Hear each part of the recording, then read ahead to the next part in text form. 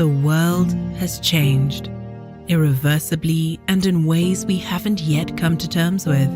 How we live, how we travel, how we work, and how we do business will never be the same. But there are some things that will never change, the important things, like the need for connection and community, the desire to make things better for the next generation, and the resourcefulness and ingenuity that are unique to Africa. Resourcefulness has always led us to new ways of doing things. Now it propels us to the disruptive, to the transformational, to digital. We all understand the value of using technology as a tool to improve the way we operate. Digital transformation, however, allows us to reimagine what business should be based on what customers need and use emerging technologies to make that happen. Due to unforeseen worldwide events, the paradigm has shifted. Before, digital transformation was an eventuality. Now, it is a necessity. And while every economy is facing its ups and downs, digital transformation can help companies accelerate growth, productivity, and improve the human experience. The possibilities of digital are infinite. Just imagine how robotics could ensure that the supply chain keeps on tracking, how digital platforms could allow citizens to access services wherever they are, or even how the Internet of Things and artificial intelligence could pick up on changes in behavior that could alert the world to potential problems sooner. Understanding the opportunities and challenges offered up to us by the digital economy and preparing for what's next, we help clients reimagine how they will grow, optimize, and create experiences that will differentiate them into the future. By reshaping how businesses add value and rewriting the competitive fabric of entire industries, we help clients to not only sense, but shape the future, propelling business forward. What impact can we help you make?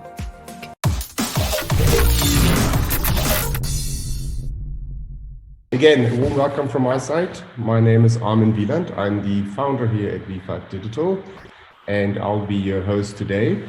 And with me on the show, I've got the lovely Vivette Rittmann. Vivette, maybe just say a quick hello. You're going to have a lot of talk time just now, so maybe just say hello that people can see you and hear your voice, and then we can proceed from there.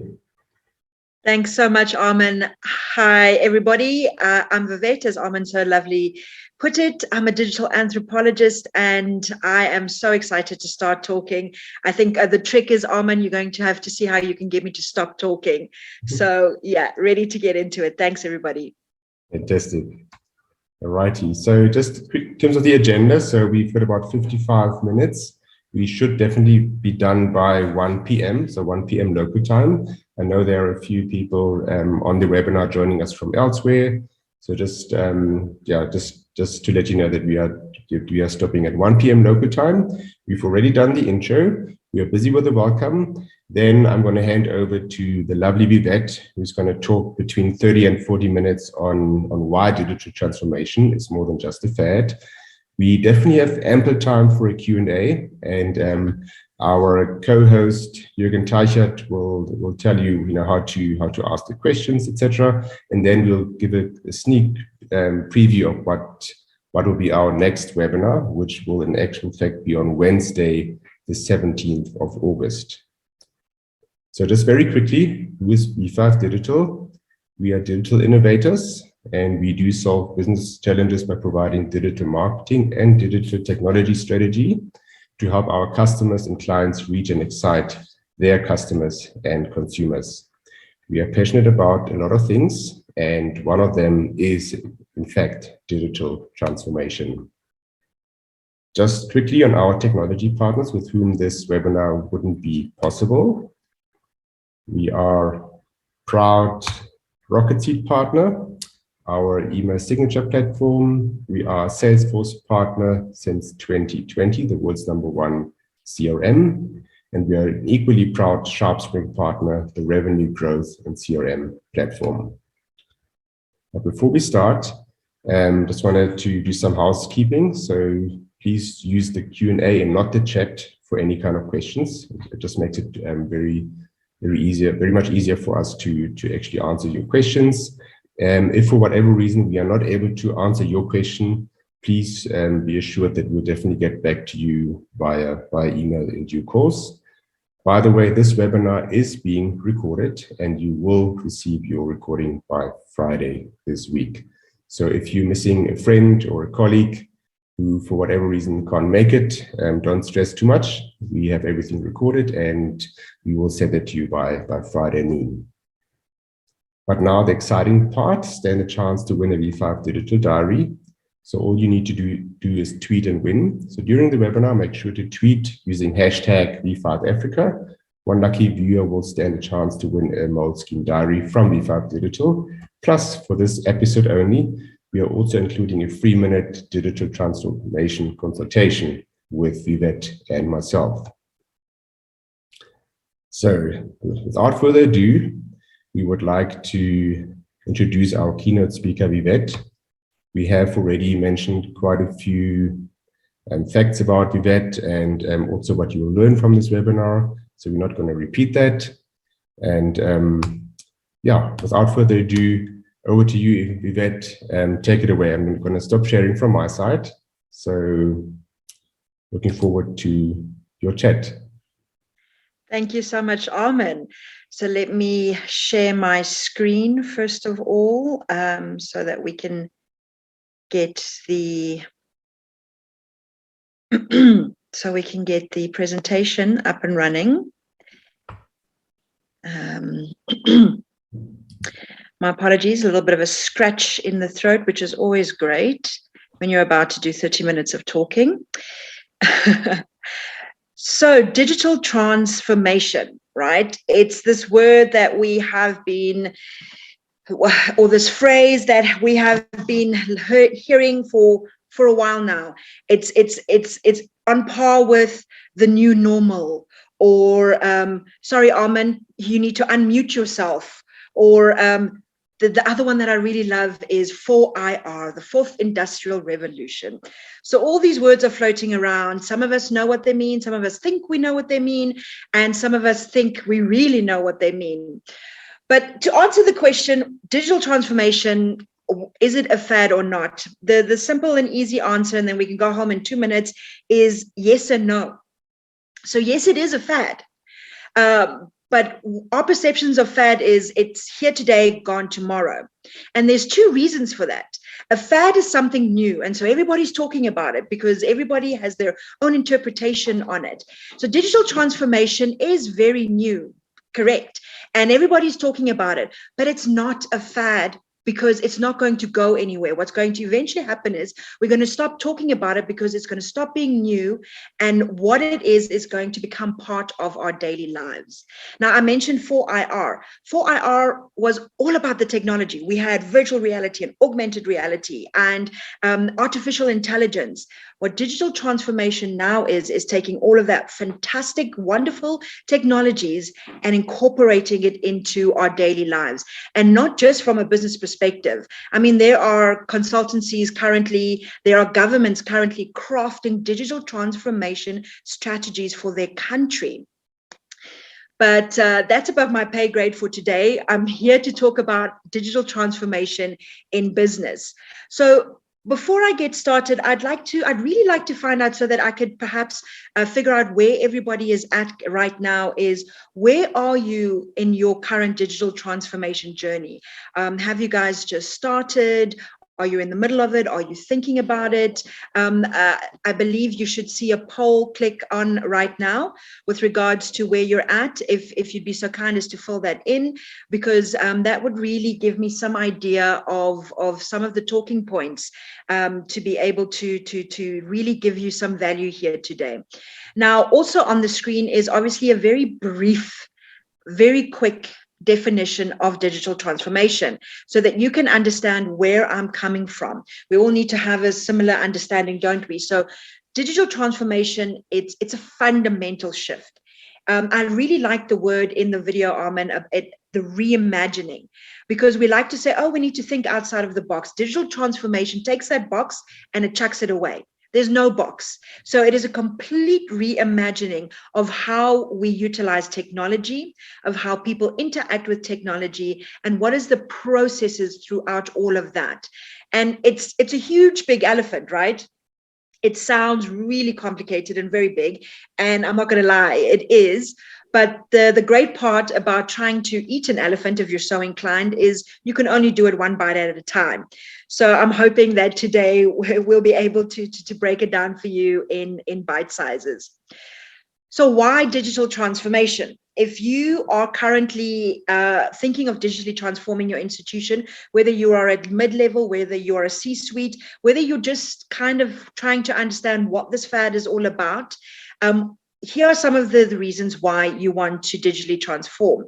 And I see that quite the majority of you say we have not started. So this is really for you. If you're trying to convince the powers that be, or you're trying to convince your organization as to why you should digitally transform, increased revenue.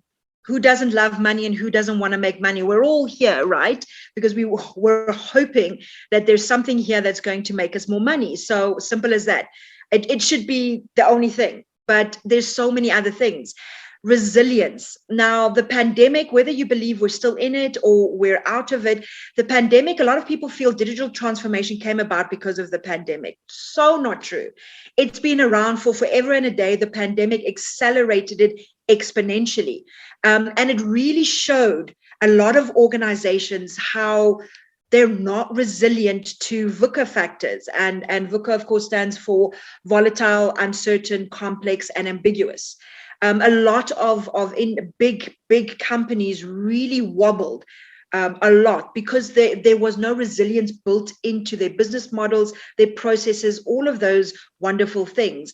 And when you are a digitally mature organization in all aspects, which we'll also get to a little bit later, your ability to meet uncertainty and volatile industry and world factors is really going to increase exponentially. I know that some of you might know that there's apparently another looming recession heading our way.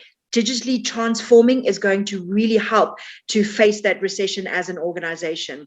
And of course, on top of making money, you save money. So really, the money tree is just growing. One of the biggest things that we found, I've been doing this for some time now. And when we're looking at savings, it's a little simple thing. The fact that people stayed at home and people could work from home, there was quite a significant OPEX savings with regards to that. We're talking about small things like, for example, electricity, water, all of that. But in terms of being able to occupy less space, having to decrease in your facilities budgets, we can have a whole webinar just on the savings for digital transformation. So don't underestimate that. And when you are going to go into it and you're trying to sell it to some of the C-suites, I would really look at presenting them with what those CapEx and OPEX savings are.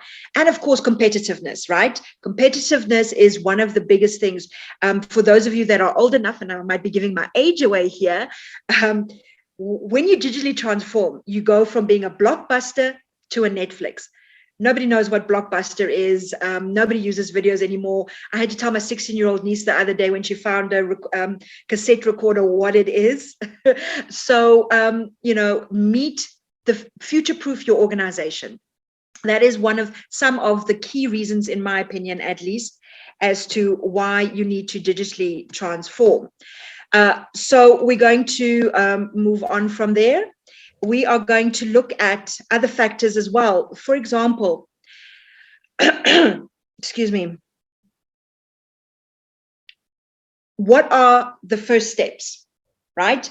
So we are looking at how do you start? Since the majority of you said that you're only at the start of your journey, what I would really like to urge you to do, and what I know V5 Digital is quite capable of doing, is doing a digital maturity assessment of your organization.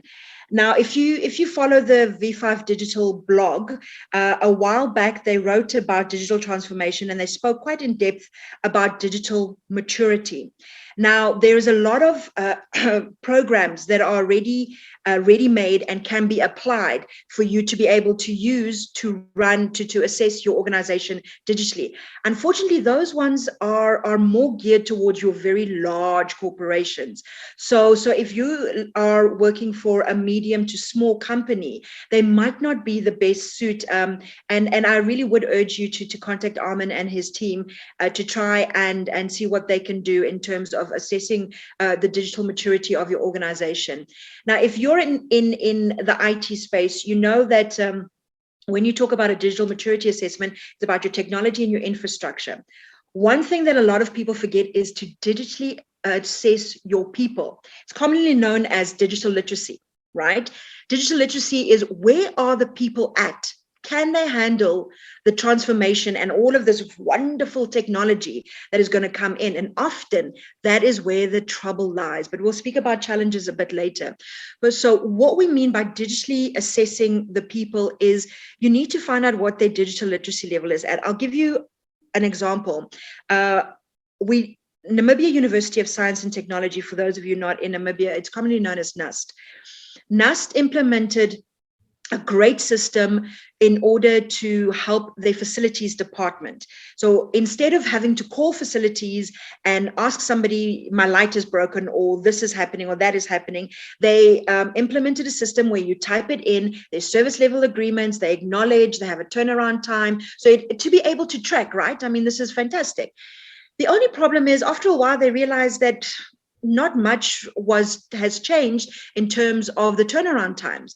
And when we went in to find out why is the system not working, did we not give enough training, what was happening, we found out that it was only the manager that had access to the system, because the system then emails them and tells them what is up, and then he links it back.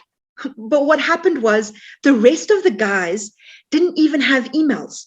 So when the manager wasn't at his desk, or he was on leave, or he was on sick leave, or he was doing his job, being out on the grounds, assessing certain things, nobody was answering and responding and logging all of those things, because only he had access to emails, and only he knew how to use emails, which meant that we had to now go in and teach people something as simple as how to access their work emails, and how to respond to work emails, and how to merely click a couple of buttons.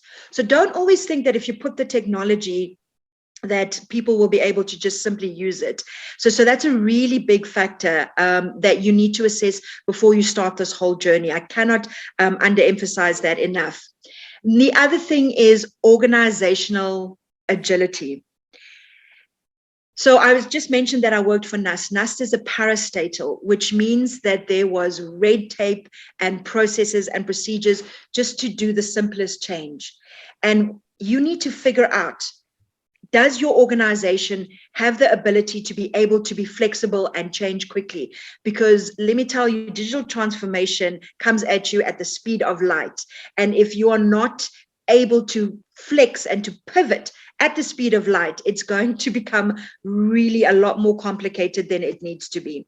So those are the first steps that I would highly recommend in terms of digital transformation, to be able to really see what is the scope of what you need to do, or at least to start to understand the scope of what it is that you need to do. And like I said, the technology assessment is easy enough. It's einfach, as the Germans like to say. But the people aspect and the organizational agility, and having to then go and make sure that your organization is agile, that's where the tricky part comes in. And so, yes, again, as Armin said at the beginning, there is a competition running. If you hashtag V5 Africa on your social media, you stand a chance to win a really nifty little diary, but also a session with myself and Armin that can help you see what are the first steps to get going on this wonderful but very complex undertaking. So before we start with success, I'd like to find out if some of you mentioned that you are starting, that you're in the middle of it.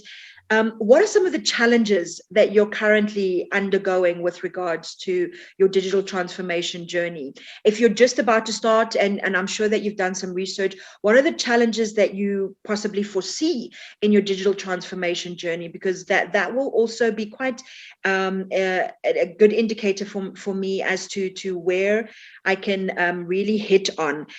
Because trust me, there's challenges that you can foresee, and in some cases there was challenges that we didn't foresee, and it's usually in the areas that you don't think of as technological. Like I mentioned before, it was it was very interesting that we had to now go teach people how to do emails, and you think to yourself, okay, well, they're facilities people, they're blue collar, perhaps it's not so unheard of. But we walked into a huge service department in another project that we did. We walked into a huge service department that cut through the entire layers of the institution that we were at. So they needed to be productive, they needed to be responsive. And the powers that be implemented a system, and it didn't help. This new fandangled system didn't help, and they couldn't understand. So in we go to figure out why it wasn't happening. And some of the biggest things that we learned, it was a wonderful project. We learned so much through that service department, especially with regards to the people aspect. So yeah, let us know what you foresee or what you have discovered is your biggest challenges. But before we get to challenges, I'd like to talk about the factors that you need for success. So, oh, there we go. The poll's back up. Okay, skilled resources. We got you there. Don't worry. I'm going to come back to that. Thanks for that, everybody. Strategy. I mean, I don't think I really need to overemphasize the fact that you need a strategy. And it can start as simply as asking yourself, what do you guys want to achieve through this digital transformation? And it will depend on what organization you are. It's not a uniform answer. Yes, you want to increase revenue and stuff like that, but you have to ask yourself, what is it that you want to achieve? Do you want to give a better customer service in a certain area? Do you want to have your organization be more responsive? Do you want them to be more agile? There's all of these opportunities and possibilities with digital transformation, but you have to really figure out what is it that you want to achieve, because let me tell you, 100% of arrows will miss targets that are not there. And as my my director in planning used to say all the time, if you don't plan, you plan to fail. And so a strategy is key, and it's also, again, one of the first steps that you need to undertake. Now, leadership that's a tricky one. I'm an anthropologist, right? So I'm a grounds up kind of person. You have to start at the grassroots and work your way up. And that is also the case for digital transformation. But unfortunately, in digital transformation, it is almost impossible to get done if you do not have the buy-in from the C-suites. And not only the buy-in, they really need to understand what it is. It is a completely new and different animal from any kind of business challenges before. So what's interesting is that Walmart, a couple of years ago, as I said, digital transformation has been around for a while, but Walmart many, many years ago turned around and said, how are we going to stay competitive in an Amazon world? You know, it's very easy for us to fold to the giant that has become Amazon.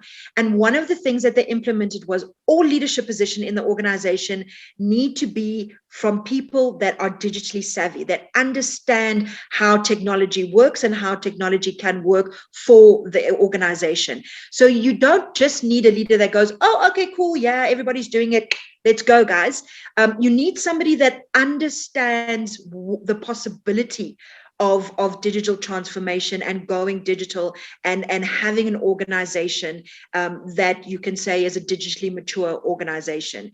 So you really do need to, and if your leaders aren't digitally savvy, it's unfortunately your job to get them there. And if you are a leader listening right now, your job after this, your homework is to go and read up some more. I know that in the newsletter that V5 Digital sent out, there's some really great articles about digital transformation. So I encourage everybody to go and read those. I'm not going to talk about culture now because I'm going to go a bit more in depth about that. But communication. I cannot underemphasize. Everybody's like, oh, okay, cool. We'll send out an email. We'll tell people about this and we're done. People don't read emails. Shocking, I know. But people do not read emails. I cannot tell you how many times I've done research in an organization only to find out that the people don't read the emails. Unless it's specifically pertaining to them and their job role, they will not read a, hey, everybody, this is what's happening right now email, unless they're just that kind of person. So what you need to do is you need to meet people where they're at, which means you need a very detailed communication strategy.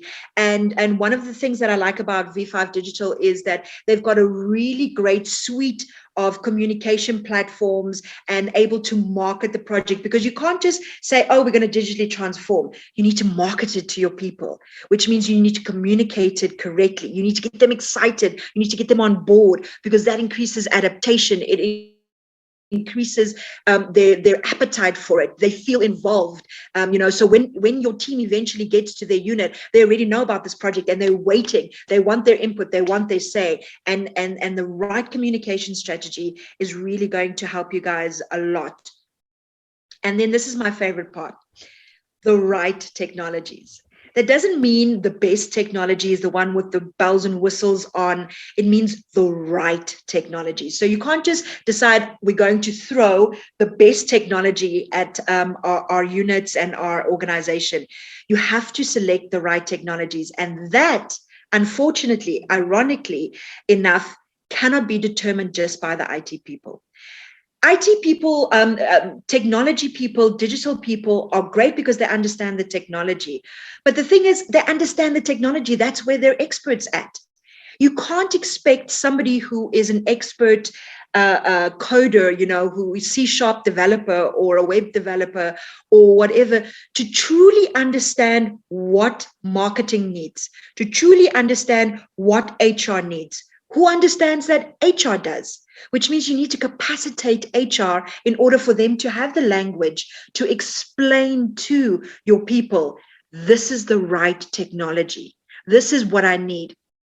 Just a quick example before I carry on. That service unit that I mentioned earlier, where we learned so much, one of the things that we learned was they came in and they gave a great system in their minds.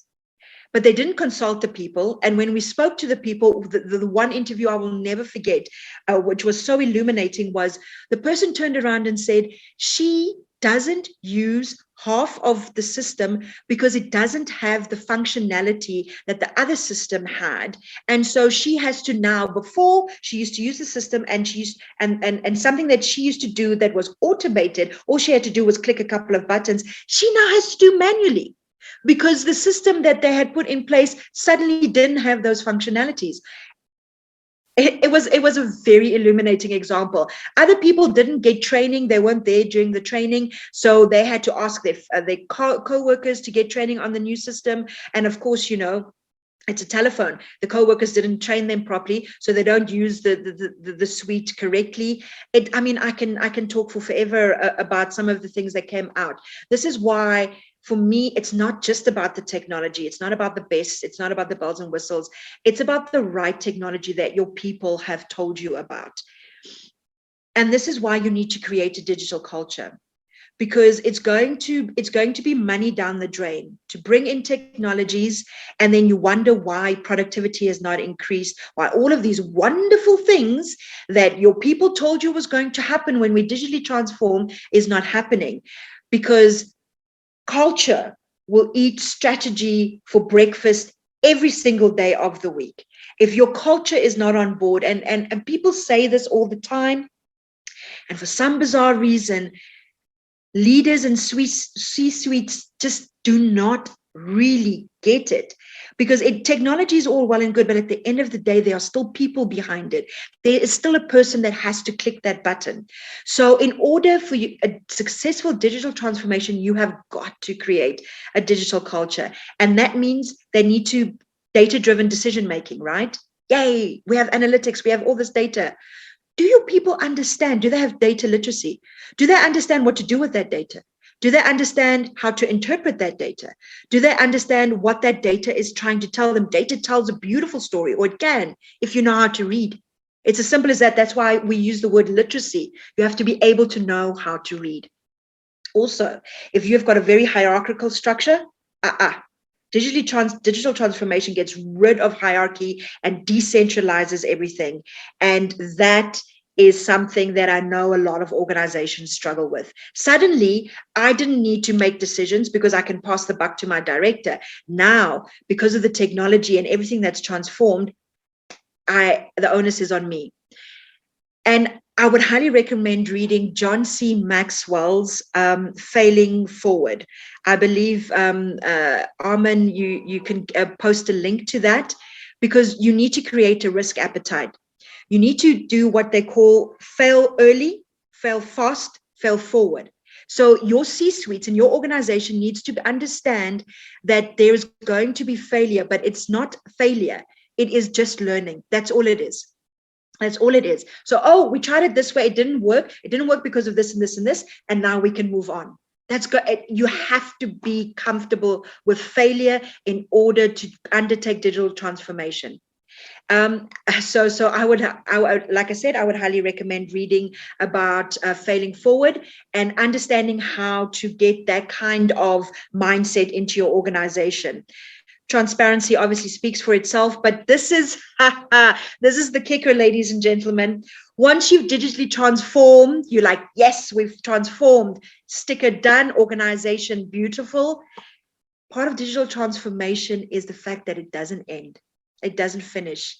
You need to then understand that you have created a culture where you're continually iterating. You're continually processing new things, trying new things, implementing new things, because technology moves at the speed of light, and unfortunately we don't. So there's always going to be new and better on the market, and you need to start creating a culture where you can always take advantage of that.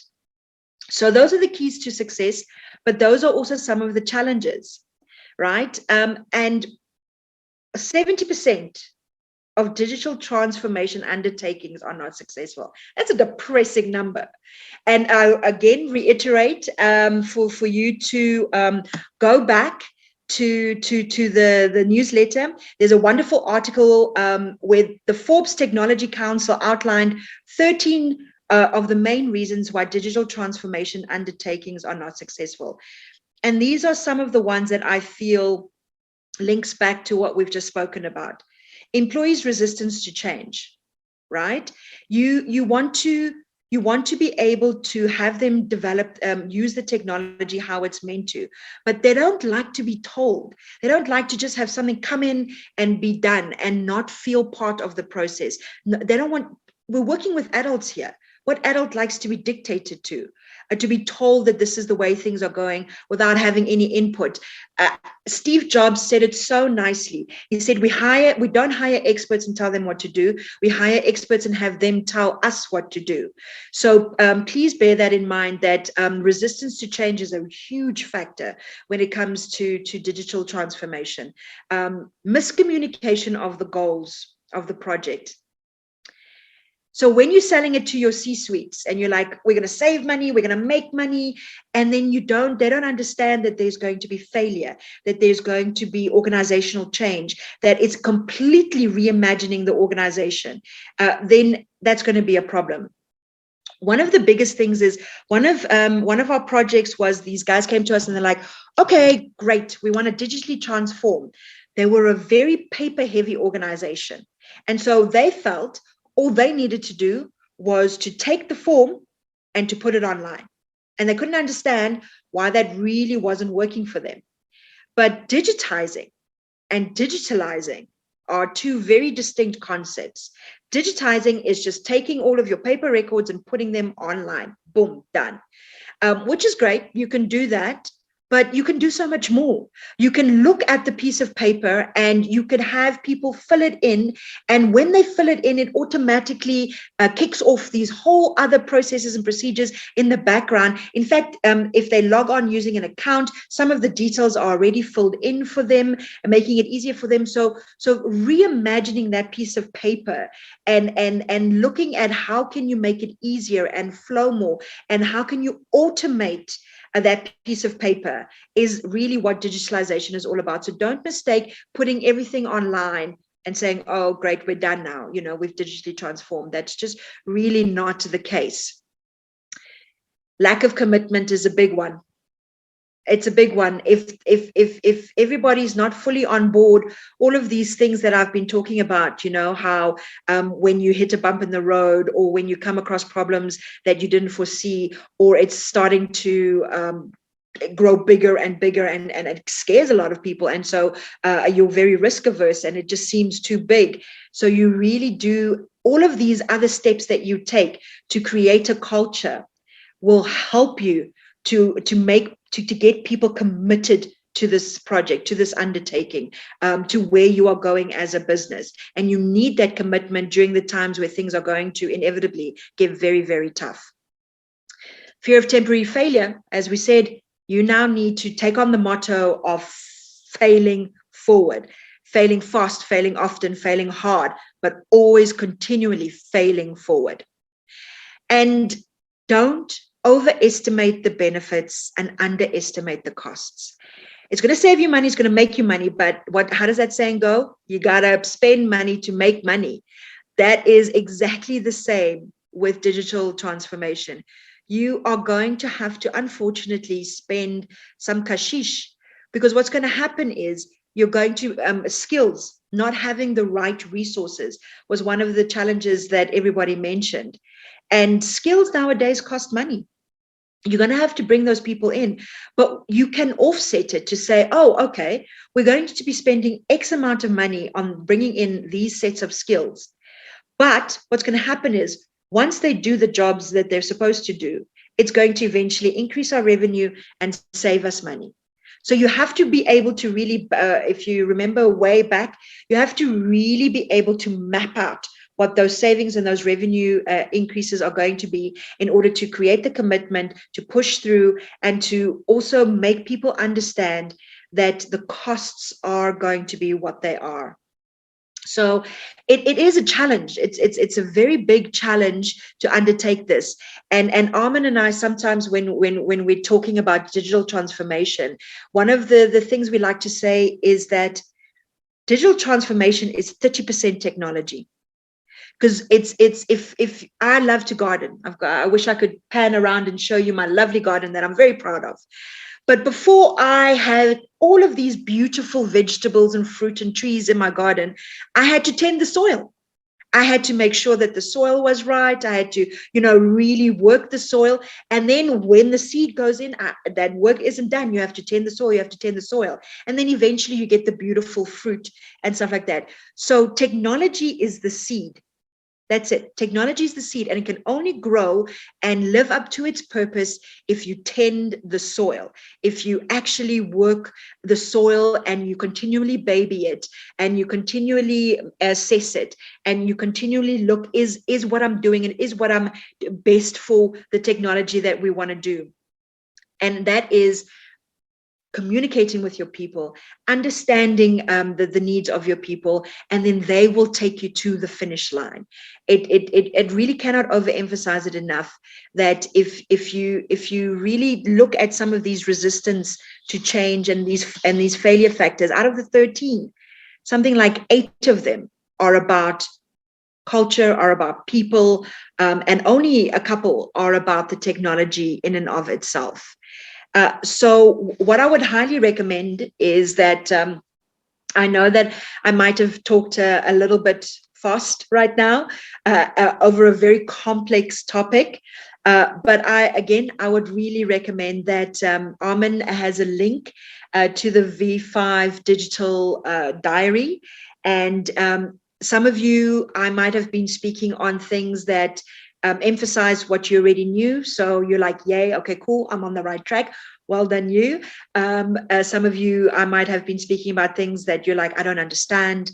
I need more elaboration on that. And we'd be absolutely more than happy to take some time out and do some quick consulting sessions to just clarify some aspects. But what I'd also like to find out, where is it that you think your organization needs more help based on all of the things that I've just discussed now? Where do you think? I know that some of you haven't started yet, but looking at the factors that are needed, the success factors, the challenges, and all of the first steps that need to be taken, I'm sure the poll hopefully is up in front of your screen. Where is it that you are going to really need some assistance on? Is it, for example, formulating the strategy? Is it the communication strategy? Is it the cultural change? And again, I know as an anthropologist, my bias is people and culture, but I cannot overemphasize that, like I said, behind all of that technology is still people. And what's really great about the phase that we're in. People like to say we're in the fourth industrial revolution. And I'm like, actually, no. There's a school of thought that says we're in the fifth industrial revolution, because 4IR was all about the technology, whereas 5IR is taking it and personalizing it and understanding how to use it so that it benefits the people and the society and the business. And it's not just technology for the sake of technology. So the tech experts, I know that would obviously also be one of the potential areas where you need help. And let us not underestimate the resources that we have in Namibia. I was at a lovely talk with Barney Hallamse, who is the group CEO for Paratus. And he really emphasized the fact that we have the skills in Namibia. We have what we need. And I mean, Armin and his team are, I think, very undervalued in Namibia, because they have expertise that I was like, what? That's possible? Okay, cool. Let's do this. Strategy formulation. Yep. Communication, cultural change. So this is some of the results.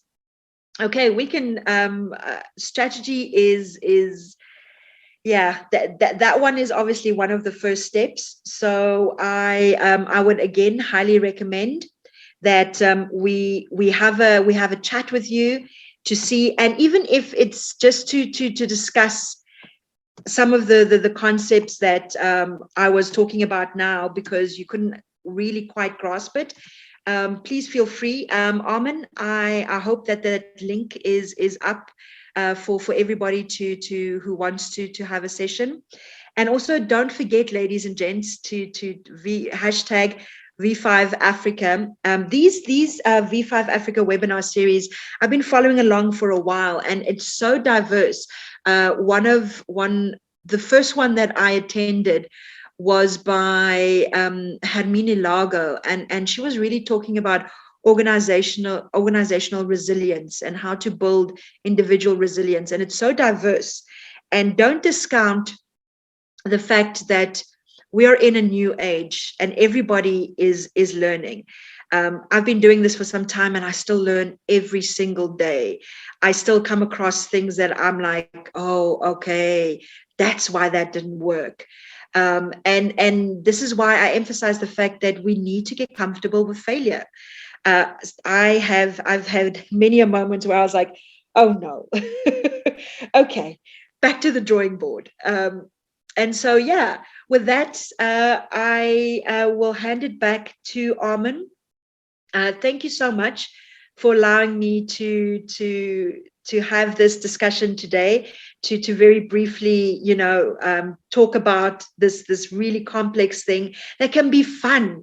I mean, I think it's very unprecedented in our lifetime that we have this period of time where we can just throw everything out and go, right, let's play. let's see what's possible. Let us just completely change everything and decide that there's no more rule book. We're going to make the new rule book as we go along. And it's exciting times. And I really recommend that everybody get excited about it, because it is a unique time right now. And I'm very happy to be where we are right now. Amen. Super. Thank you so much, Vivette. That was amazing.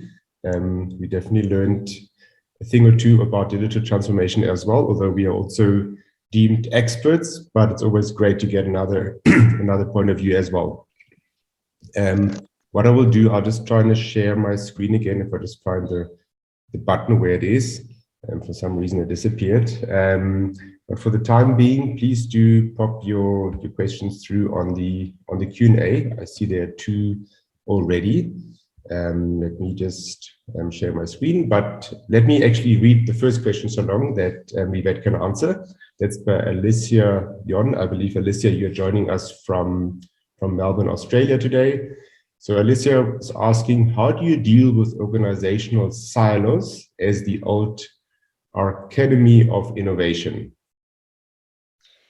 Yes. Hi there, Alicia. Thanks for joining us. Okay, silos. Yeah. That really is the arch enemy for now.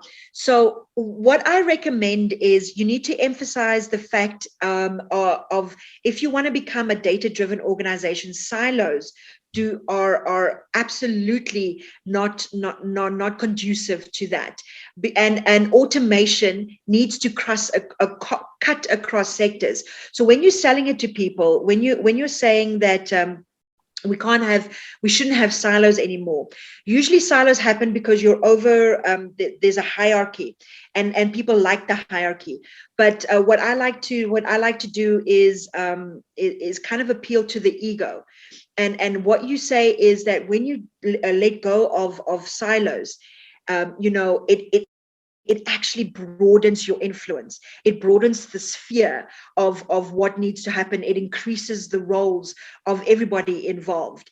And people sometimes are averse to that, but leaders themselves really like to hear that kind of thing, that, it increases the mandate and increases the sphere of influence. So silos really, you want to hit on the data, the fact that you cannot be a data-driven organization within silos, and the fact that it really helps to spread everything and increase the footprint in all aspects of the organization. Fantastic. Thank you so much. Alicia, we really hope we answered your question. If not, just ask another one or let us know in the chat. I will mark this one as completed. Next up is Lina Ndengu from Namibia. I believe, Lina, you are at the International University of Namibia. So Lina's question is, how do you try to convince leadership to embrace digital transformation? They believe that having a computer and internet is enough and everything remains paper-based, which can be very frustrating. Oh, thank you for that question. Okay, so when leadership are resistant to change, it's usually because they themselves don't quite understand, and they like to just have things remain the same because they can't quite grasp it. So you need to figure out what is the thing that's going to hit home to them. Competitiveness. If you say to them, oh, if everything stays paper-based, we won't be able to compete. So if you're at the international university, you say, look at what is happening with NUST. NUST is digitally transforming, which means they're going to leave us in the dust, and we're going to lose our market share to NUST. So this is going to keep us competitive with NUST, the Namibia University of Science and Technology. Or you could look to find out, is the university struggling currently with cash flow? I know budgetary constraints is a consideration for everybody. So what I would recommend is look at what are the key factors, what is important to your leadership, and position digital transformation to hit on those important points, things, either pain points or things that they want to achieve. So let's say their strategy is to, or one of the things is they want to increase their market share by 20%. Then you go in and present how digital transformation is going to increase your market share by 20%. If you are, if you know, I know that one of the key factors is future-proofing the organization, is the fact that you're struggling to keep up with everything. Digital transformation is going to put you on a great footing to be able to ensure that the organization is here 10 years from now. So if legacy is important to them, that's how you can sell it to them. So really for anyone here who wants to walk into the C-suite's office and convince them, you need to do your homework and find out what is it that they're trying to achieve, what is important for them, what stands out for them, and position digital transformation like that, because it cuts across everything, right? So there's absolutely nothing that you can't position it as. It can make money. It can save money. It can increase our brand. It can, increase our market share. It's going to increase turnaround time. All of those kind of things. There's nothing that you can't position it as. And so all I would recommend is find out what it is that they want, or what is where they want to go, and just really kind of hit on those points during your presentation.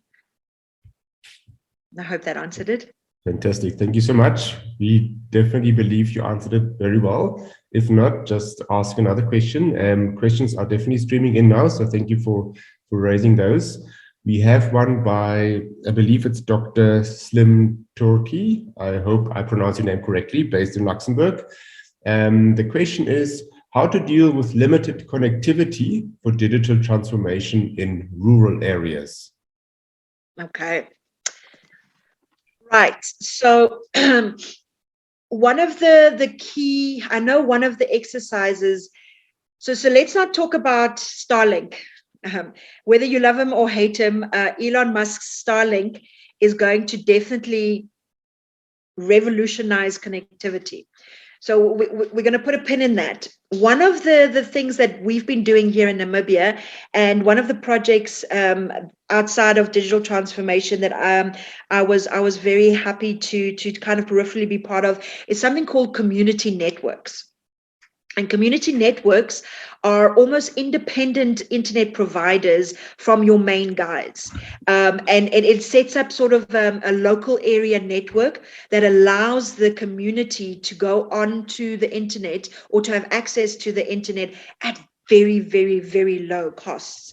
There are some huge big technology guys. I don't want to throw business to everybody there, but if you look at some of the big tech guys, a lot of what they're doing is setting up these community networks, and so I would really explore that. There is hundreds of models that prove how successful it is for local, and with the fact that we are now in the age of green energy, you don't even need those rural areas to have electricity.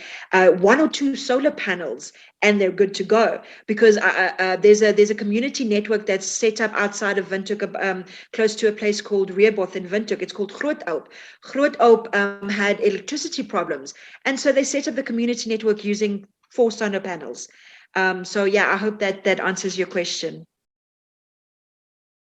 Super. There is a follow-up comment from Dr. Turkey on the chat, where he asked, do you know about the Leo Canopus work in Keetmanshoop installing community Wi-Fi? There was just a follow-up question or comment. I'm not sure if you can comment on that, Vivette.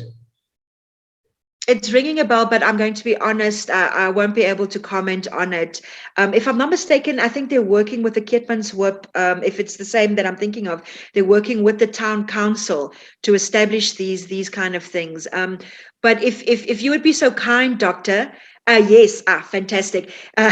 So then, yes, I do know about that. It's one of the initiatives that makes my heart really, really happy, because it's bringing technology to these areas that really need it. Super.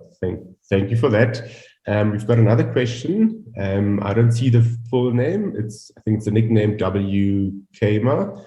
And the question is, how can you convince stakeholders of a really good initiative that will help grow the industry? How can you convince stakeholders of a really good initiative that will help grow the industry? I think you kind of, the title of this talk was Digital Transformation, Is It a Fad? And when stakeholders are resistant, it's because they probably believe that, oh, well, everybody's talking about it and it's just going to die down like most things do. And so when talking about it, I think the emphasis, or my opinion is, the emphasis needs to be on the fact that DX is not going anywhere. People may stop talking about it, but they're going to stop talking about it because it's going to become because it has become a daily reality. And DX is about the future. It's about not being left behind. It's inevitable. So you can resist the tide for as long as you want to, but if we want to grow and we want to do this, we need to jump on board.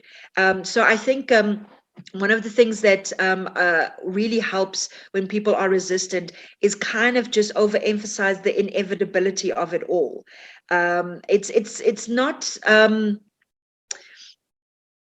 about the fact that they don't want to change, that they don't want the ecosystem to grow. It's probably because they really don't understand the growth and how it's going to go. So if you paint that picture well enough for them, it should be able to swing their perspectives and their perceptions and bring them on board, especially if they realize that it's do or die. It's Darwinian. It's adapt or die kind of thing. Don't really put it like that, because you don't want them to feel forced into it, but it is, if you could subtly kind of point towards that direction, then I think that in my experience, we position it in a case of, it is what it is and it's not going anywhere. So what do you think? And always don't tell, ask. Get them involved. So it is what it is. It is going where it needs to go. We have to hop on board. But how do you think we can shape it? What would be your suggestion for us to grow it and to go where we want to go together? So always, make room to not dictate, but to rather have the discussions with them and make them feel included. So they don't understand, they don't know, and then they get upset because they don't know and don't understand. But as soon as you give them the tools, then you tell them, okay, cool, come and help us build. We've given you the tools, so come build with us. Super. Thank you for that. I see that no more questions, and our time is also up, essentially. We're going to do one or two more things. Just wanted to read one or two comments. So Lena just mentioned that she's a student at IUM, but actually working for government. So which could also explain why there might be some resistance. But I think just in terms of from my side, so I think that definitely, I'm going to say there are definitely elements within the government that are definitely embracing digital transformation. I think that the trick is to align yourself with those that are definitely forward thinking, because there definitely are forward thinkers, digital transformers within government. So I think just some advice from my side is to align yourself with those.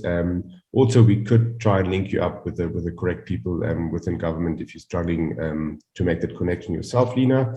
And then there was just one more question from Dr. Turkey, was that, just when we get back to that one, was the challenge is to show the added value of digital transformation on the organization business model. And that is indeed, I think, a challenge, but also something which definitely can be done. Maybe, Vivette, you want to have a final comment on that before we close off the session on our side? Yeah. That is the challenge. And so you don't have, what we did was, when we went into a really large organization and they had to be convinced, we did a pilot project, and we didn't even call it a digital transformation project. We just said it was an automation and process optimization project. So what we did is we just took the normal business models and we just tweaked them. We subtly changed the processes. We added in a bit of automation, and that is how we showed that this is how digital transformation can add value to the current business models. And then the sneaky part is, because you're now going to keep iterating, eventually they're digitally transforming without even realizing it.